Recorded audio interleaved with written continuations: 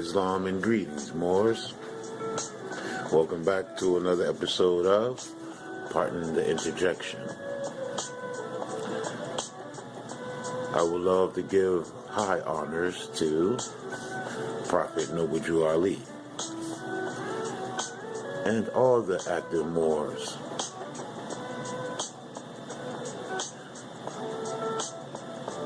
I am your host, Supreme L. Here on Pardon the Interjection, we dig up and divulge information to the people for the upliftment of fallen humanity.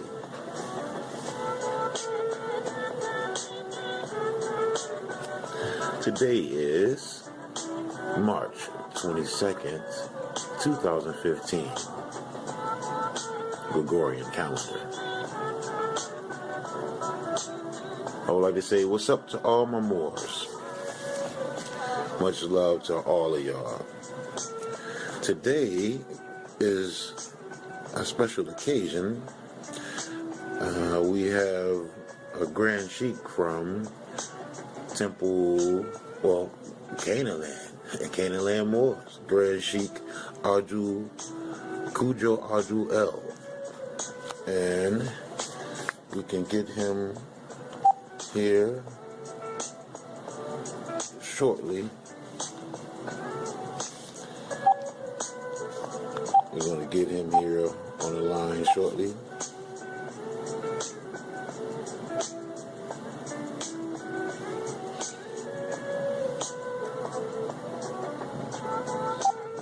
Alright, just give me 1 second to get it together.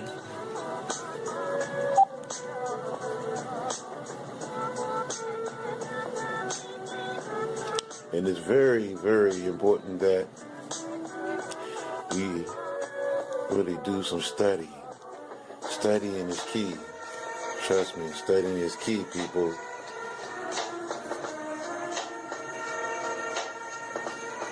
And we're going to get him here in a few shakes. Trying to bring him up on the contact list. And get the number together.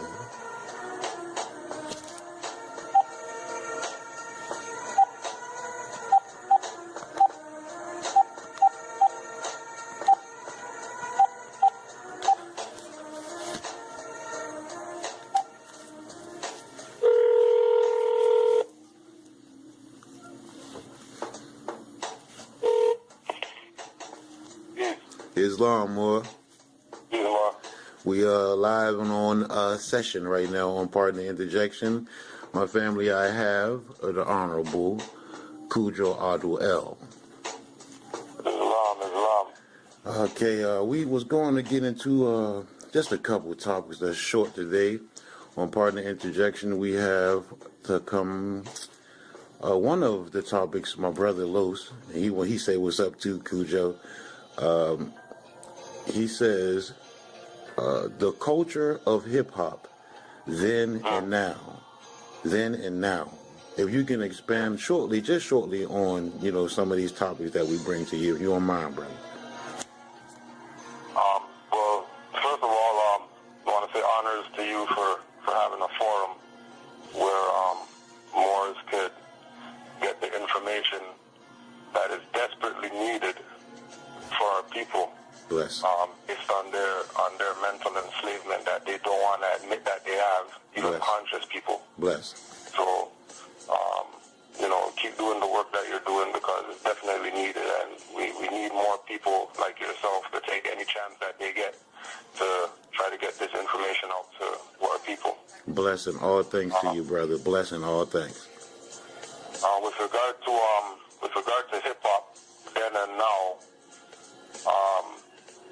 I'm a 70s baby. Right. So, we come from the era of, the origin of this so-called genre of music. True. And we know that the genre of music that we grew up on didn't promote criminality. Right. Right. It didn't promote what we call out here in Canaanland looseness or slackness. Right. hype game from the perspective of the DJ. You better know what he's doing behind turntables or whatever like that. There you go. Dancer better know what he's doing.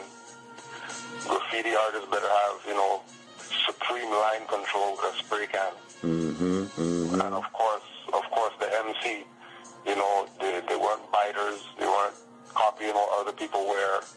You weren't copying what other people said. Right. You weren't trying to sell yourself in order to put out a record. There you go. And may I, pardon the interjection, may I interject 1 second on that? Yeah, for sure. You say graffiti. That's really good. We don't see that much anymore, and that is a part of artistry, right? Graffiti. Right. Do y'all see that? Out here, maybe about maybe early '90s. Not even that early. Probably maybe mid '90s, late '90s. They had this campaign out here where they would have a phone number where people could call in when they see graffiti, and then they'll bring their suit people to come with their spray cans and spray paint over graffiti, white. They made it as a theme of cleaning up the communities or whatever like that. Okay. And it was really to get the essence of hip hop out of the minds of the people. Right. They were bringing in this corporate construct. Now, with regard to graffiti, one important point that I need to put on the record. Yes.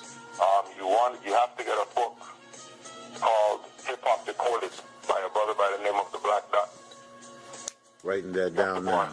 You have to go on YouTube, research the Black Dot, and the brother has a book called Hip Hop Decoded. Black Dot Hip Hop Decoded. In that book, he speaks about graffiti actually being the hieroglyphics of hip hop. Oh wow. Okay. So from that perspective, we can see why they had this program to get the graffiti off of, the trains and off of the walls and off of the places where, because graffiti was an art where the individual who was putting up the graffiti, they had an eye for advertisement. Right. They had an eye for making sure it's in a spot where anybody and everybody's going to see this thing.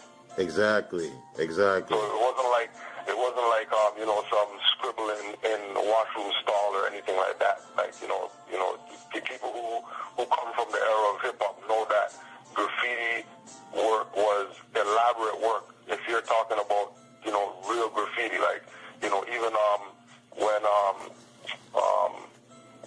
Right On and Source and Word Up magazine or whatever like that, they always had a graffiti section. Right, that's right. Graffiti, take pictures of the best graffiti and post that full page so people could see, the artistry in this thing called graffiti. That it wasn't just some scribbling on a wall. You know what I mean? Some of the best graffiti artists were, Rembrandts and Picassos and stuff like that. Right. Hip-hop. Right. You know what I'm saying? Now, how did that tie in with the music and the changeover, the graffiti and the music? How did that coincide with each other? What was the significance with that music and graffiti? Well, if we look at it from the perspective of code, right? People who were graffiti artists, they were writing for people who had a particular eye. So, for example, there's a brother by the name of Kalindi I.E., a master chematologist, herbologist, etc., and he has some classes out there where he speaks about the power of mushrooms and raising your mental awareness, spiritual awareness, or whatever from going into meditation, eating mushrooms, and going to higher realms of existence. Right? What he was explaining was that when you look at hieroglyphics, you see the pharaoh sitting on a throne. Right. He sun this over pharaohs, and you see imagery that aren't people. majority of the imagery in hieroglyphics that weren't people have some type of relation to a mushroom. That's true. That is true. That right? is so whether true. It's the stalk of the mushroom, whether it's turning the mushroom upside down, pop the head off, and then you have all the lines or whatever like that. Whether you're looking at it from, an aerial view of a mushroom, there's all this symbology related to the mushroom, right? So saying that to say that relative to hip hop and graffiti, if graffiti was used as a code system or a writing system, right, in order to tell a message, or to, some people use it as, their brother is a rap artist or whatever you want to promote him, make a glyph, and you put the glyph on the wall. Right. It might be a dude smoking a pipe, but really when you look at it from the right angle, it's really spelling out the name of, whatever group or crew or whatever for a particular area. Right. Like that. That's right. Right. It was used to spread a message, as well as it was also used, just like the MC used the mic to express himself. It was also a mode of expression for people who, weren't, MCs or dancers or DJs. Right. So that was good with a spray can like a pencil. Right. So that will bring us basically to communication. Right. Got you. Right. Got you. I got you. Okay. And to the second topic, not to hold you up because I know your time is very precious, my brother. All good. The second question he had me to ask you is Prophet Drew Ali and Marcus Garvey connection. Okay. There's you're gonna do your research on, or you're gonna check out a newspaper. There's a newspaper clipping from a newspaper called the Chicago Defender. You can Google this. Chicago. Just for all the so-called Garveyites or whatever who want to talk and play around like they never met each other. Okay. A brother had a paper in Chicago called the Chicago Defender. And in that paper, 1928, if I'm not mistaken. Okay. There's an article about when Marcus Garvey got arrested, and he was being held in Atlanta prison. Okay, Atlanta. Right. There's an article in the Chicago Defender from November 19th, 1927. Okay. Where there's a little article, nothing big, but it's a little article talking about Drew Ali returning to Chicago after his visit in the South. Right, and I can only imagine that wouldn't even be no full print. That wouldn't even be no headliner. Well, the good thing about it is that the brother who founded the Chicago Defender had close relations to the Drew Ali. Oh wow! So a lot of the articles in Chicago at the time, if the Moors didn't cover it in their paper, the Chicago Defender covered it. Oh, okay. Because it was an Asiatic paper. Cool. Right. So, and the article is just to use as a public record, because what also is online that you'll find is that there's a postcard. There's a postcard that Drew Ali wrote to his wife Pearl Ali when he went to visit Marcus Garvey. Okay. Okay. But people like to say that the postcard is a fabrication from the Moors to try to, tie Marcus Garvey, the UNIA black whatever, to the Moors in order for Moors to gain credibility or whatever like that. No, we have that credibility from birth, from jump. Right, exactly. Right, it's not something that we have to gain. Matter of fact, if you check the records, Drew Ali started his organization before Marcus Garvey did. Right. Now, how does FBI?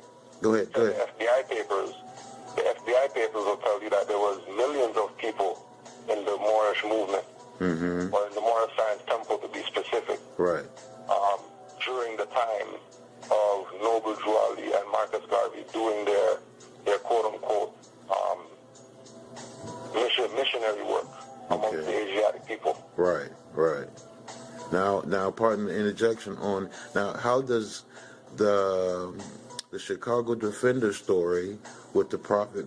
I've heard the Prophet even went to visit Marcus Garvey in there, like you say, and the crash of 1929, 1930, 1931, 2 and 3. Well, what we have now, after the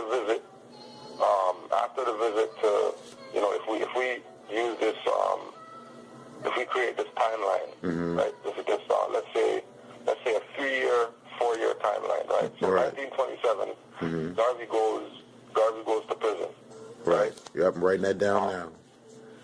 Now he's visited by Noble Drew Ali, right? Right. In 1927. Correct. Right. And then Marcus Garvey gets released from prison. Right, correct. But at the same time, when he was released, he was deported immediately. Right. Okay. Now, the Garveyites are going to push the whole concept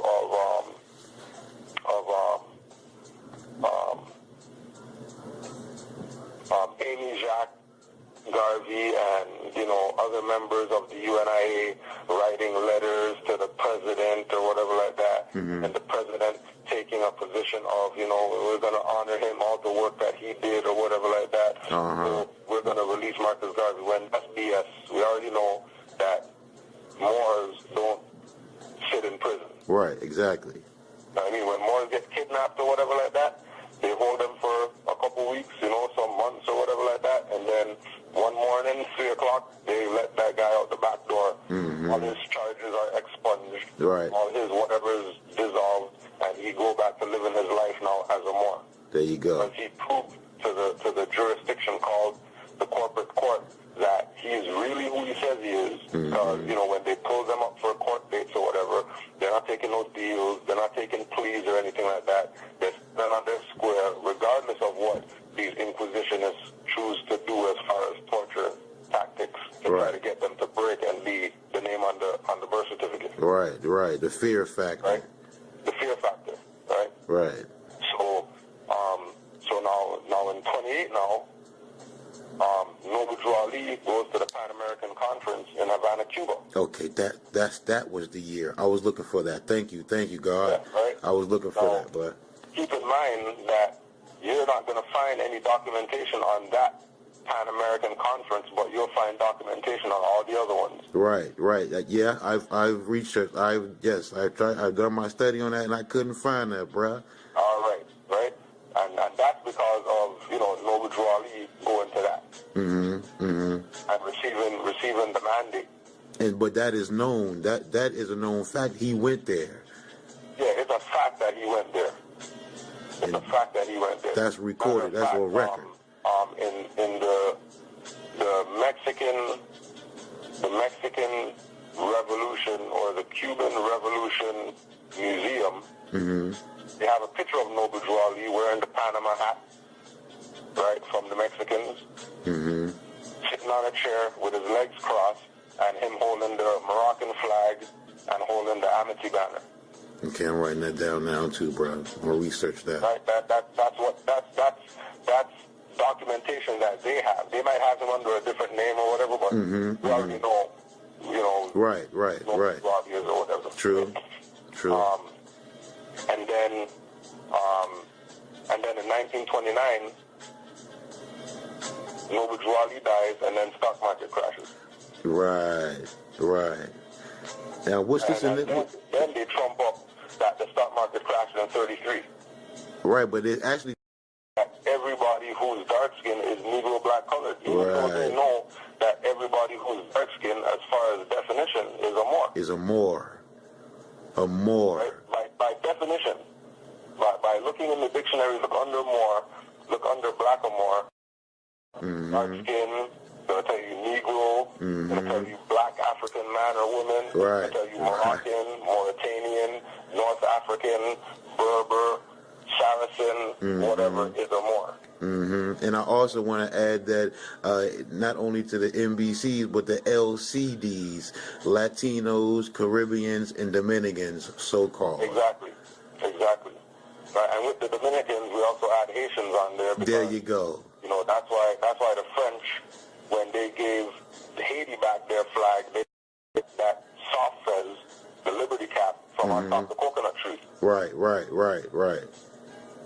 Right, that when you research Haitian flag, you're going to see some flags with the cap on it, with the 5-point star on the cap. I've seen that. Or the soft fez, known as the Liberty cap, which means that, you know, the Liberty cap represents that you were, quote-unquote, emancipated. Liberty cap. I got that. Liberty cap. Okay. Right? Yeah. Yes. So the history is out there, the information is out there, but like we're saying, the assumption is that our people are Negro, Black, colored people, which means that they don't read. And if they don't read, you know, you can put anything in a book and hide it from these people. Oh yeah. By the way, I've checked that Salah Bay. You know Salah Bay, right? Yeah. Yeah, Sister Salah Bay. She's a friend of mine, bro. Here in the Maryland territory, and Right. you know, so yeah, I've talked to her and I've seen that etymology video she did. That is very, very great information, bro. Yeah. I mean, and that's somebody, you know, one, because it's a sister speaking up, you know what I mean, about these things. And two, you know, she's just a good sister. So, you know, we plug her anytime she needs to, you know, get stuff off her chest or whatever. Right. We'll give her a forum for her to teach. All right, well, we're coming down to the last few minutes of the videotape. I just got this last one, and you can really expand on it real quick if you want, my brother, because we know nationality is key, and that's where it begins with, and that's where it's going to end with. He has one down here. The last one I'm going to take is the weather and HAARP. The weather we've been getting here, we've been getting a lot of snow, but today is a beautiful day, I guess, right now. But he said, if you can you expand on the weather and the HAARP? Have y'all been getting a lot of bad weather up there in Canaanland? Yeah. Actually, what you can do is, when, you know, just to show how known this thing is, right? Actually, I watched something last night, because I'm a big, like I told you, I'm a 70s baby. Right, there you go. We all are. I'm 76. Me and my brother, we 76. Yeah. So last night I was watching, let me read this thing right here. 2009, Hasbro put out a G.I. Joe cartoon. Hasbro. Right? And called G.I. Joe Resolute. G.I. Joe Right. Resolute. Right? Okay. So in this thing, they're talking about how Cobra Commander and Destro and the crew, you know, they're basically trying to take over the world. Wow. Right? But what they did is that they took control of the High Frequency Active Oral Research Program, HAARP. Right. Controlling this thing. Right?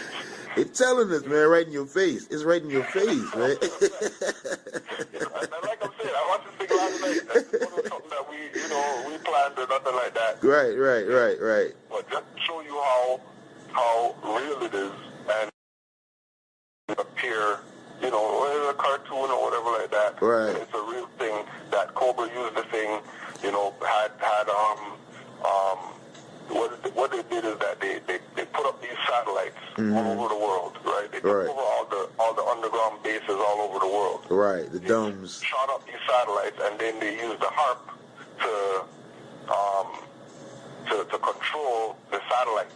Wow. They didn't use to control the weather. They used the HAARP to control all these satellites that they launched into space or whatever. Right.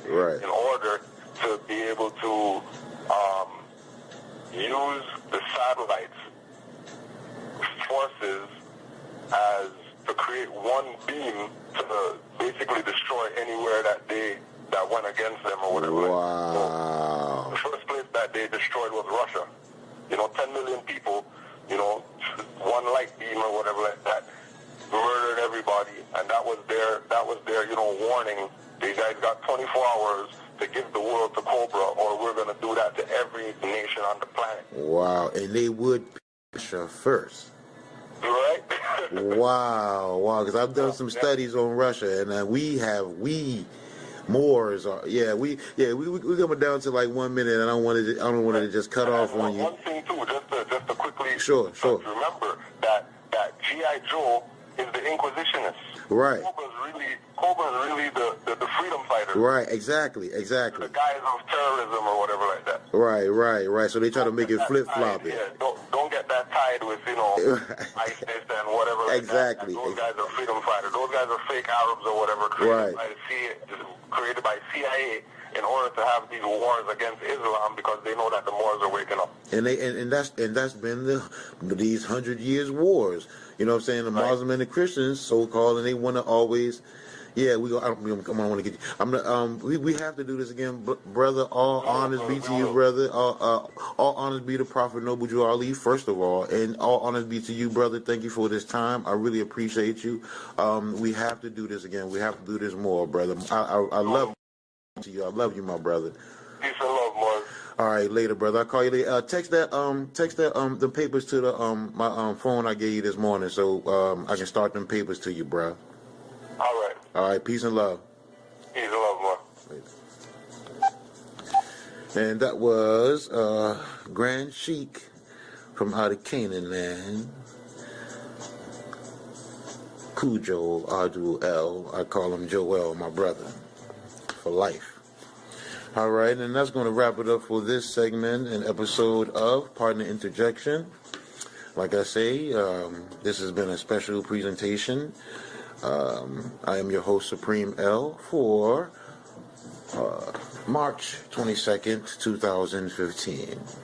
Like I say, don't believe me, go check it out for yourself, and you'll be amazed at the jewels you'll find on your treasure hunt. I love you, Moors.